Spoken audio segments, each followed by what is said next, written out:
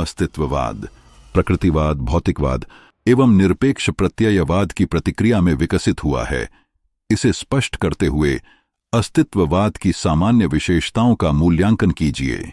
प्रश्न: Existentialism developed in reaction to naturalism, materialism and absolute idealism। इस प्रश्न का उत्तर इस प्रकार दिया जा सकता है। अस्तित्ववाद। Existentialism मनुष्य और मानवीय परिस्थितियों को देखने की एक नूतन, आधुनिक और विशिष्ट दृष्टि है जो 20वीं शताब्दी में प्रकृतिवाद, भौतिकवाद तथा निरपेक्ष प्रत्ययवाद, naturalism, materialism and absolute idealism की प्रतिक्रिया स्वरूप उद्भूत हुई।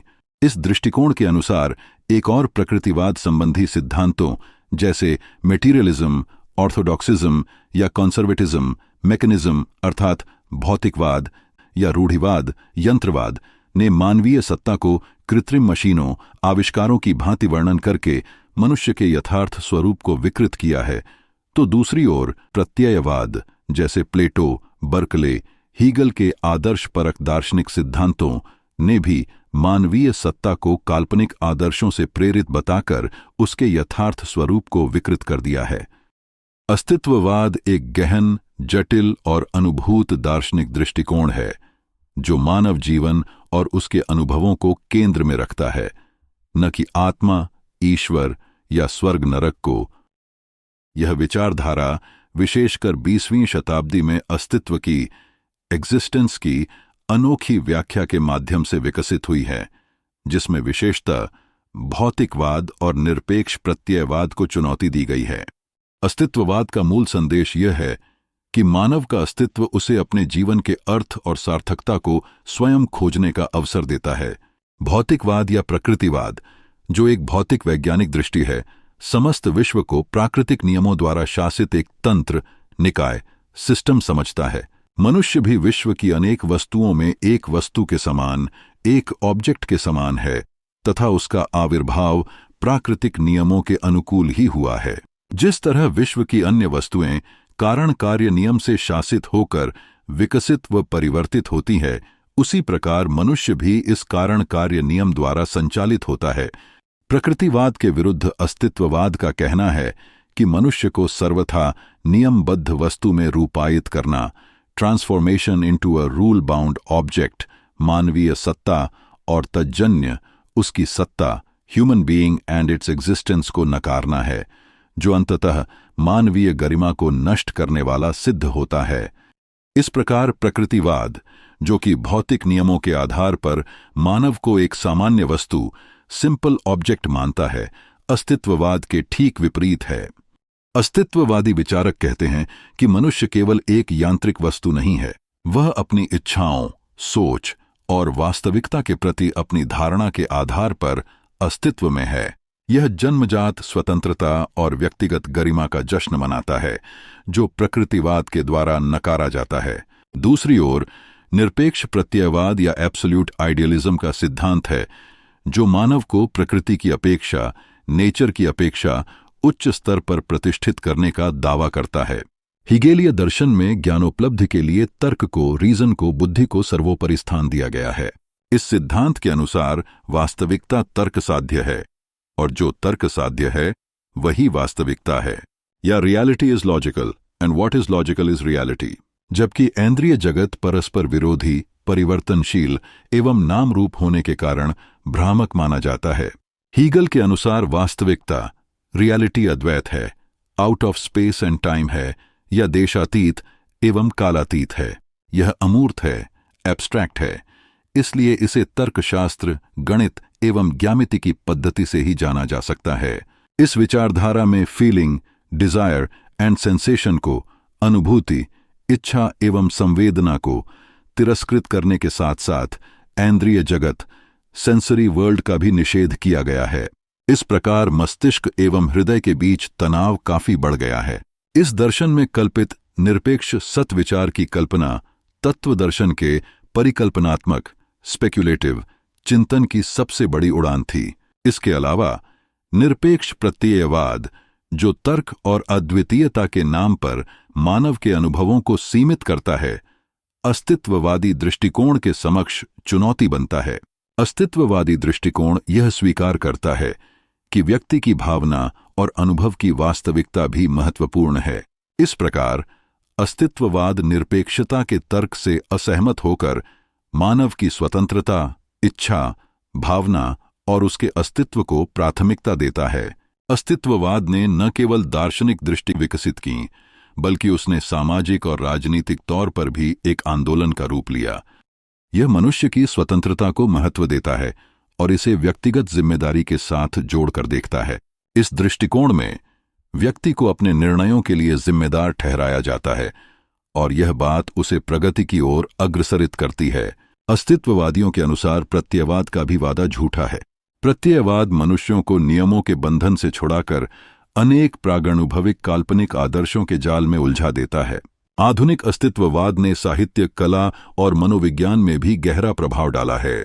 यह मनुष्य की सर्वांगीण अवस्थिति को रेखांकित करता है और उसे उसके स्वायत्त ज्ञान और व्यक्तिगत अनुभव पर आधारित निर्णय लेने के लिए प्रेरित करता है। इस प्रकार अस्तित्ववाद केवल एक दार्शनिक सिद्धांत नहीं है, बल्कि यह मानव जीवन के सभी पहलुओं में गहराई से अंतर्निहित एक विचारधारा है, जो मनुष्य को उसकी स्वतंत्रता, भावना और अस्तित्व की गरिमा का सम्मान करने का निर्देश देती है। मनुष्य अक्सर काल्पनिक या परिकल्पनात्मक आदर्शों के पालन में बाध्य होता है, केवल इसलिए नहीं कि वह इन्हें अपने जीवन का हिस्सा मानता है, बल्कि क्योंकि वह इन्हें अपने अस्तित्व पर थोपे गए नियमों के रूप में देखता है। जैसे ईश्वर के भय, ईश्वर द्वारा संपूर्ण इच्छा पूर्ति के आश्वासन अथवा जन्नत या स्वर्ग प्राप्ति के आश्वासनों की वजह से वह नियमों का पालन करता है। इस प्रकार प्रत्ययवाद, जहां मानव गरिमा का प्रस्ताव किया जाता है, में छिपा दुराग्रह भी मानव की स्वतंत्रता को सीमित ही करता है। यह सच है कि मानवता के स्वतंत्र अस्तित्व को उन आदर्शों की सीमाओं में जकड़ दिया जाता है जिनका निर्माण अंततः खुद मानव ने नहीं किया। मनुष्य इन आदर्शों का पालन करने के लिए बाध्य है। वास्तव में वह इन आदर्शों का निर्माता न होकर केवल बाध्य होकर इन नियमों, जड़ आदर्शों का पालन करता है। इस प्रकार प्रत्ययवाद भी मानवीय गरिमा का अपहरण कर लेता है। जिस उच्च स्तर पर मनुष्य को प्रतिष्ठित करने का प्रस्ताव प्रत्ययवाद करता है, उसकी कीमत मानवीय स्वतंत्रता के रूप में मांगकर अंततः संपूर्ण मानव अस्तित्व को बेमानी कर देता है। वस्तुतः समकालीन दर्शन का अभ्युदय हीगेलीय निरपेक्षवाद और विज्ञान के बढ़ते प्रभाव से उत्पन्न भौतिकवाद या प्रकृतिवाद की विचारधारा के विरोध में ही हुआ है। दर्शन का यह युग प्रणाली या व्यवस्था विरोधी, सिस्टम या अरेंजमेंट का विरोधी रहा है। यह प्रवृत्ति क्रमशः अराजकता की ओर बढ़ती गई। दूसरे, व्यक्तिगत अनुभवों को अधिक महत्व दिया गया। तत्व मीमांसा पर प्रबल आक्रमण किए गए। इसके लिए किसी स्कूल ने धर्म और मनोविज्ञान का आश्रय लिया, किसी ने अनुभूति का, तो किसी ने विज्ञान और तार्किक विश्लेषण का। प्रतिक्रिया स्वरूप फिर तत्व मीमांसा के सिद्धांत नए स्तर पर स्थापित किए गए। सैमुअल अलेक्जेंडर और निकोलाई हार्टमान जैसे विचारकों ने ऐसे नए दृष्टिकोणों को प्रस्तुत किया जिससे परंपरागत विचार अपेक्षाकृत कमजोर पड़े। समकालीन दर्शन में अस्तित्ववाद, हीगेलीय निरपेक्षवाद और भौतिकवाद के प्रभावों के खिलाफ खड़ा हुआ। अस्तित्ववादी दृष्टि फिक्स्ड दार्शनिक प्रणाली का, फिक्स्ड फिलोसॉफिकल सिस्टम का विरोध करती है और मनुष्य के व्यक्तिगत अनुभवों पर बल देती है।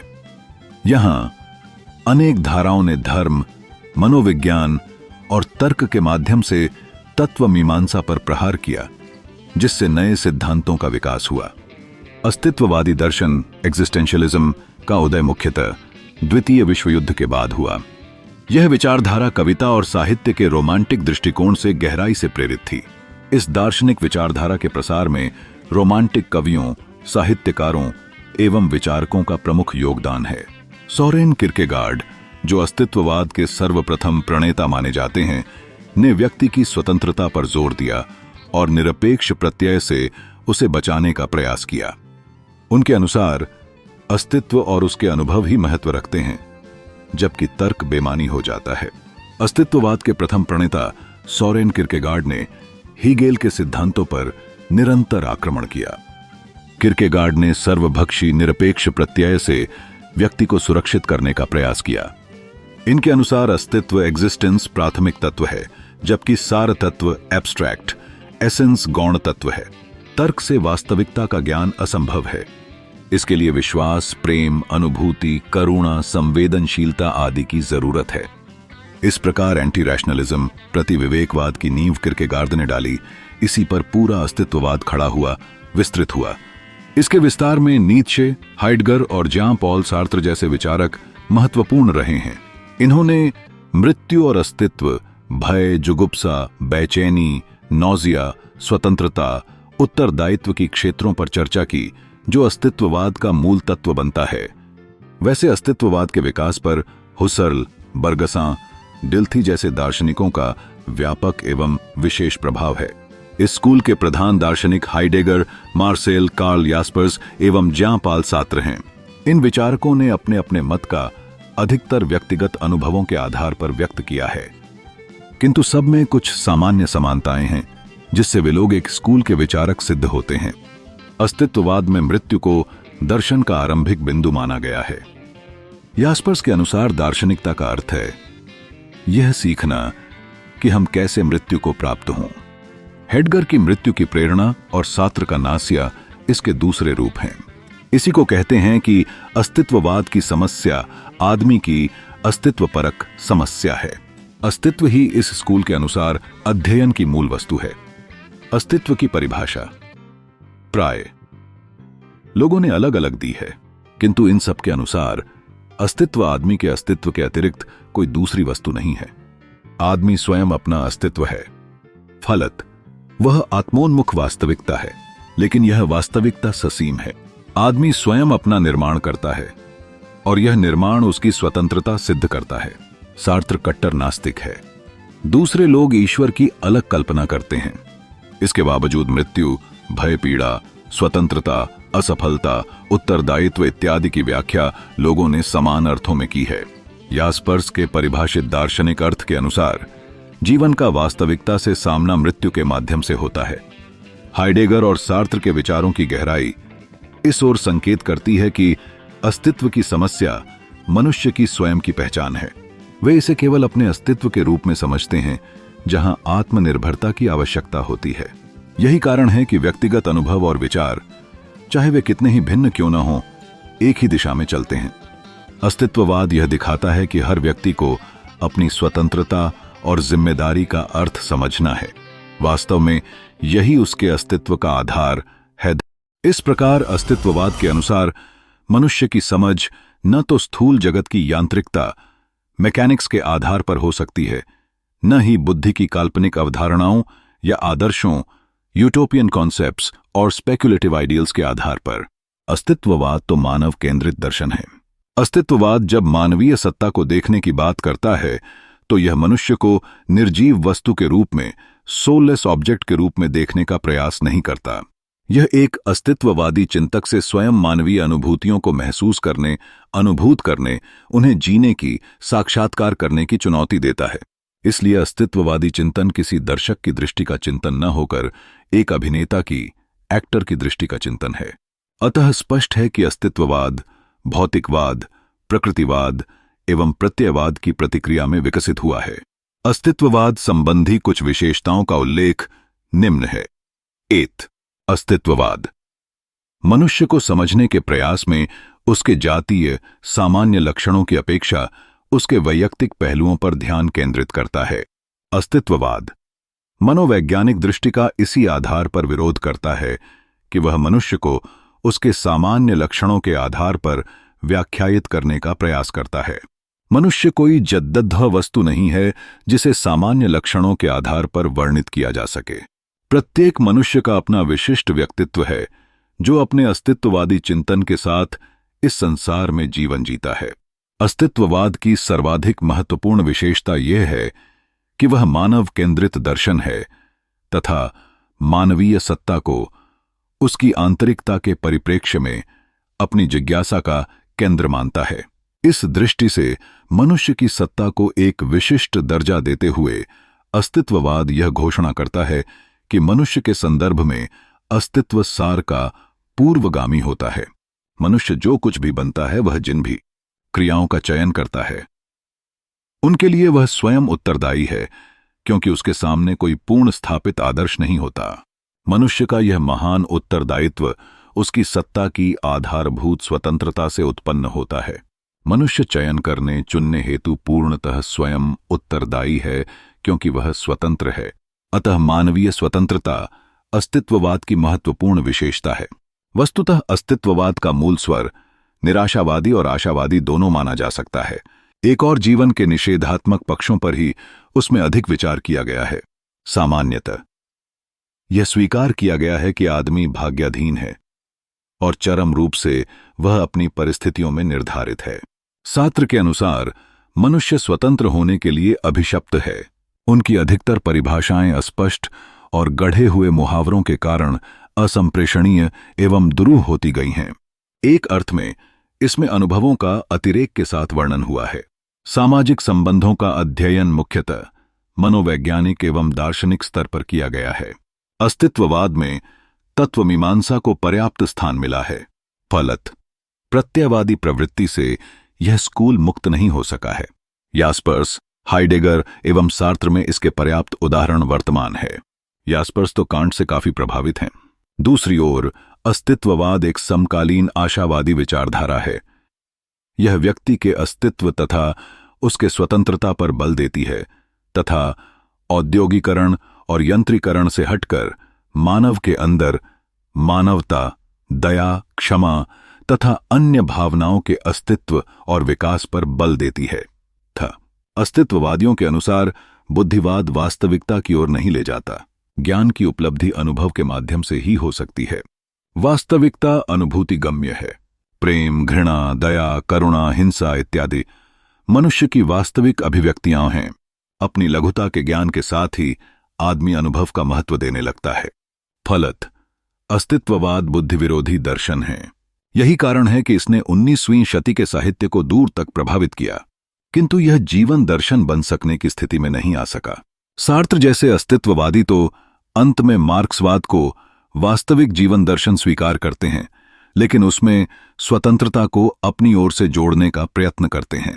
इसमें संदेह नहीं है कि दर्शन के केंद्रीय विषय के रूप में मनुष्य को भी स्थापित करके मानवीय सत्ता के प्रति अपने विशेष लगाव का परिचय देता है और वर्तमान युग की स्वीकृत अंतर्दृष्टि मानववाद की परिधि में अपनी जगह बना लेता है। लेकिन मूल्यहीनता, किसी आदर्श के अभाव की स्थिति में स्वतंत्रता और तज्जनित उत्तरदायित्व की स्थापना के संदर्भों में अस्तित्ववाद की कड़ी आलोचना की गई है। सच तो यह है कि यदि अस्तित्ववाद की कुछ मूल स्थापनाओं को स्वीकार कर लिया जाए तो इसके परिणामों को भी स्वीकारना पड़ता है। साथ ही यदि एक विशिष्ट दृष्टिकोण से देखें तो मनुष्य को निधि स्वतंत्रता एवं असीम उत्तरदायित्व देकर अस्तित्ववाद उसे भाग्य विधाता के ईश्वरीय धरातल पर स्थापित करता दिखाई देता है। अस्तित्ववादियों की स्वतंत्रता एवं उत्तरदायित्व के पीछे छिपे हुई ईमानदारी की अपील भावनात्मक पवित्रता का यह सोपान है जहां मनुष्य में ईश्वरीय व्यक्तित्व झलकने लगता है। अतः कतिपय सुधारों के साथ अस्तित्ववाद असीम संभावनाओं वाला दर्शन प्रतीत होता है। मानवीय परिस्थितियों की इस स्थिति को अस्तित्ववादी विचारधारा उचित प्रतीत होती है। इस प्रकार अस्तित्ववाद एक ऐसा दर्शन है जो व्यक्ति के अस्तित्व, स्वतंत्रता और चयन को महत्व देता है। किसी विशेष विचार या प्रत्यय के स्थान पर व्यक्ति के अस्तित्व को महत्व देने वाले दर्शन को अस्तित्ववाद के नाम से जाना जाता है। इस दर्शन के अनुसार सारे विचार या सिद्धांत व्यक्ति की चिंता के ही परिणाम हैं। पहले चिंतन करने वाला मानव या व्यक्ति ही अस्तित्व में आया, अतः व्यक्ति ही प्रमुख है। विचार और सिद्धांत गौण है। धन्यवाद। Like and subscribe for new videos.